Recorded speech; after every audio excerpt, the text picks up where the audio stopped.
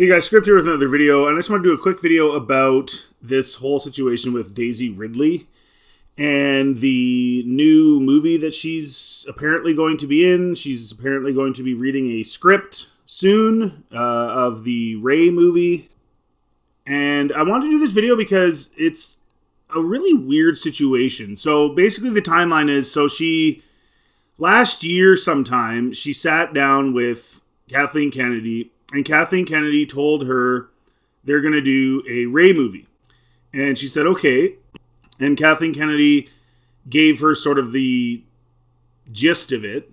They didn't have a script or anything like that, but she gave her sort of the gist of it, what it would generally be about. And Daisy Ridley has said in that situation after that took place that she was excited and she knew some of the details, but then they said, oh, did you read a script? And she said no. Shortly thereafter, she shows up at the Star Wars convention on stage and is all smiles and is very excited because she signed on the dotted line to be in the Ray movie. And then we found out that she was given $12 million to do so. Now, the reason I'm making this video is because this is kind of strange in the sense that this is the same Daisy Ridley who I have been very positive about. I've made some videos about it. If you haven't seen them, you can watch them.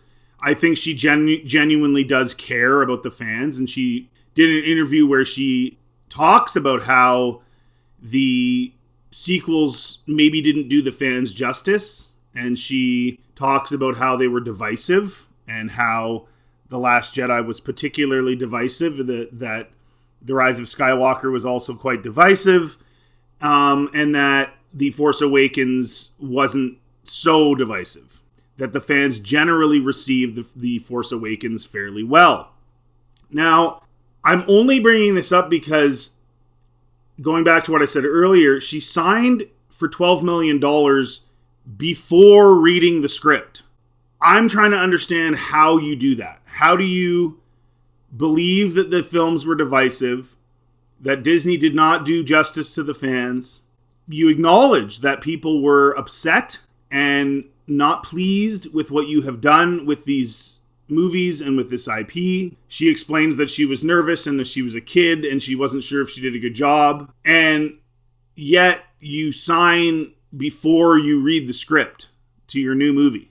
I think this is just a case, just like Oscar Isaac said, that if he'd come back to Star Wars if he needed another house.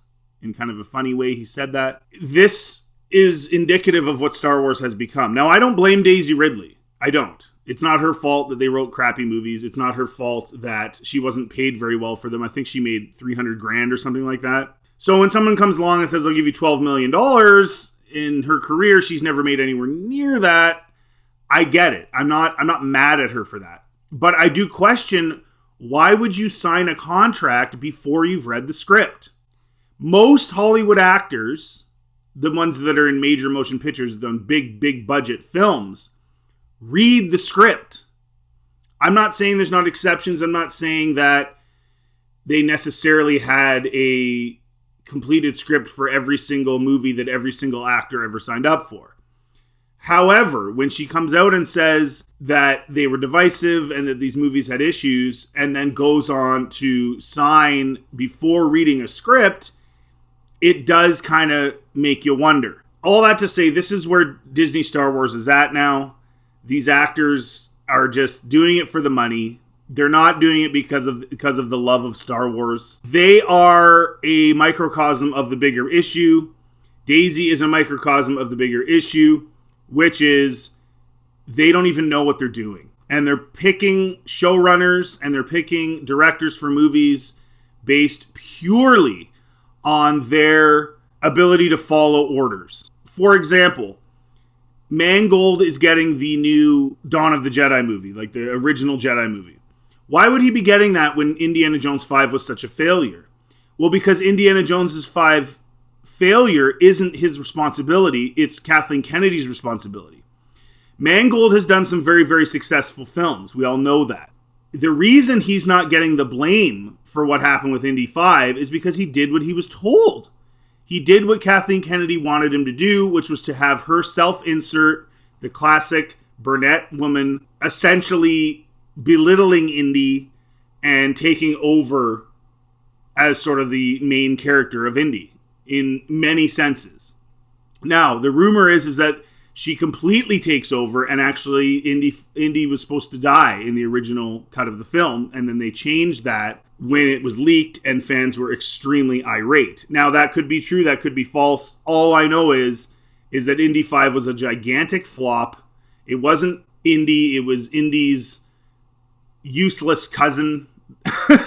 Indy was not himself in that film, and he was belittled and put behind the female lead. If you look at the way that Disney has been going, they have many, many films with the brunette female lead. That is Kathleen Kennedy's thing. She likes to do that. She's selected a director for Ray's new movie that is a documentary filmmaker. Has never been in film. She's only done documentaries. And again, I'm not saying that doing documentaries is bad, but of all the people there's so many directors out there, and you choose this woman who has no experience. It doesn't really make a lot of sense, does it? It doesn't make a lot of sense that you have a woman who's been doing basically sex shows. When you look at Headland, her whole experience is in sort of shows centered around sex. I mean, I'm sorry, that's just the way it is. I mean, I don't know what else to say. And she was also chosen. I think she was probably chosen because she's going to do what Kathleen Kennedy wants her to do, which is the main point of all of these shows is the diversity and the female leads, which of course The Acolyte is another one. Now, no one is saying that female leads are bad, but the problem is they're writing stories based on that instead of, like, you can write a story and then have a female lead in it. There's nothing wrong with that. But you're basing it on the female lead first and then writing a story around that. All that to say, Daisy Ridley is playing ball. She's another brunette female that took over all the stories from Star Wars. She killed Palpatine, not Luke and Anakin. So Anakin's entire arc is pointless because of what they did with Rey. The original trilogy and everything that they did, the prequel trilogy, everything leading up to the end of Return of the Jedi is completely pointless because there was a new empire in the sequels right away. There was no fight for that. It was just there. And Daisy Ridley's character essentially destroys everything. They even went so far as to have Palpatine shoot lightning into the sky to take out the Resistance fleet that had arrived. Daisy Ridley destroys Palpatine, essentially destroying the threat of the Empire and the threat of Palpatine. So this is where we're at now. And so for Daisy Ridley to sign before reading a script just tells you everything you need to know. That this is straight for the money. This has nothing to... essentially, it's over. Right? Even the actors they're hiring are not acting in these things because they give a single crap about Star Wars. They're acting in them to get their paycheck because, quite frankly, that's what Star Wars has now become. It's no longer this sought-after, amazing thing that everybody grew up with and they all want to be part of it. It's just, oh, well, if I can make a paycheck, I'll do it. John Boyega is in the same boat. He's turned... years later, he's now turned around after he said that it was ridiculous how his character was treated. Now he's turning around saying, yeah, he'd be open to it, to coming back as Finn. Because he's going to get paid. That's all it is. It's a paycheck, and that's really sad. Kathleen Kennedy walked into Lucasfilm and had an opportunity to continue the legacy of Star Wars and to have people that are there because they desperately want to be part of Star Wars.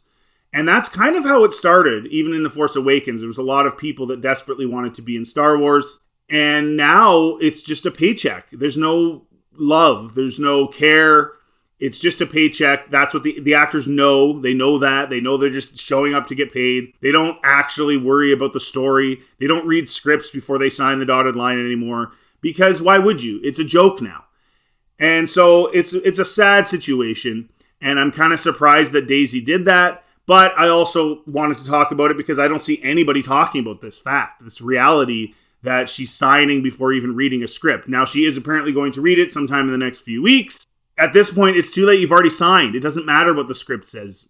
Daisy. It doesn't matter. The script could be awful, but you've already signed because you are doing it for money, which again, I don't blame any of the actors for doing that. I'm just saying that is what is happening now, and it's quite sad. So let me know in the comment section what you guys think. If you like this content, please like, subscribe. Always helps the channel, and have yourselves a really good day.